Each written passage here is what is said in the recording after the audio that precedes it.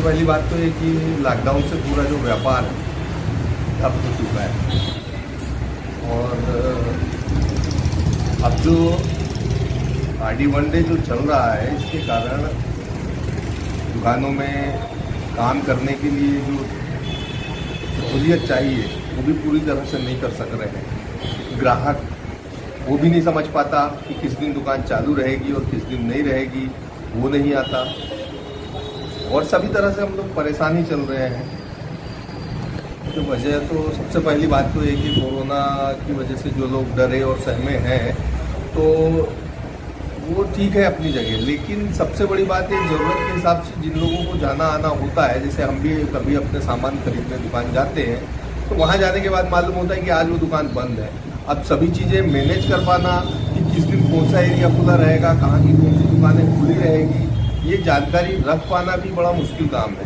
हाँ, इसको फॉलो करना है आरडी वन डे, ये तो गाइडलाइन मिल चुकी। और इसके अलावा 7 बजे दुकान बंद करना पड़ता है, नहीं तो मानपा की जो गाड़ियाँ आती हैं उनका अनाउंसमेंट होते रहता है, तो समय पे हमको बंद ही करना पड़ता है। कभी कभी तो ऐसा समय आता है कि ग्राहक उसी समय पे आता है, तो बहुत सी बार हम लोगों को उनको देना भी नहीं पड़ता है। इन्हें कहना चाहिए कि जो ग्राहक आया उसने अगर ऑर्डर किया कि मुझे इतना सामान चाहिए, देते देते थोड़ी बहुत देरी हो जाती है, तो 7 बजे शटर बंद करना पड़ता है, क्योंकि चालान बहुत ज़्यादा है।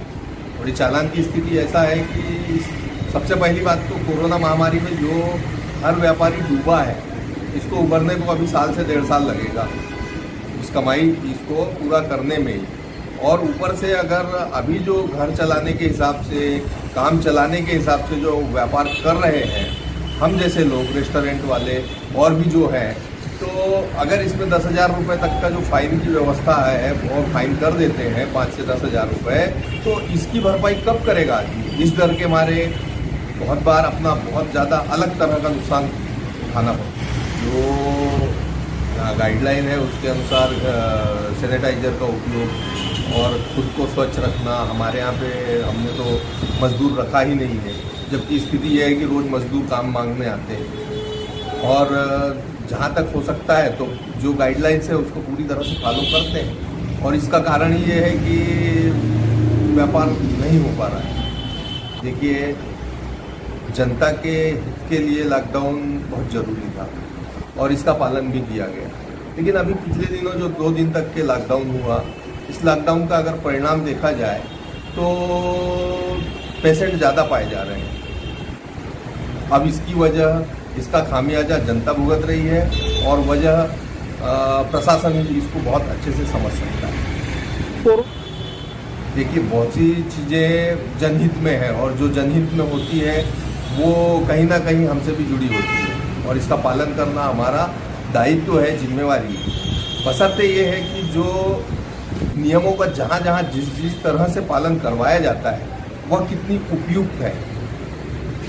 अधिकारियों को इस बात का ध्यान रखना चाहिए कि इससे कोई भी तबका, चाहे गरीब हो अमीर हो, किसी भी तबके को किसी भी तरह का नुकसान ना हो, इस बात का विशेष ध्यान रख तक इसका खामियाजा लोग भुगत रहे हैं, जो नहीं माने या जिस कारण से भी ये बीमारी फैल रही है। अब इसके सुधार के लिए या इससे बचाव के लिए जो कुछ भी यथासंभव हर नागरिक से हो सकता है वो करना चाहिए। जो सरकारी गाइडलाइन है उनका अनुसरण करना, उनका पालन करना, और इसके लिए हम स्वयं भी अपने काम में पूरी पारदर्शिता के साथ काम करते हैं। देखिए, ऐसी विषम परिस्थिति में जो व्यक्ति काम करता है और उनको जो सम्मान मिलना चाहिए वो वाकई सराहनीय काम है, और भगवान के रूप में ही ये अपने जीवन को, स्वयं को ऐसी खतरनाक परिस्थितियों में सामने लाकर जनहित के लिए काम करते हैं। ऐसे लोगों का सम्मान करना हमारा और सारे समाज का दायित्व है और जिम्मेदारी।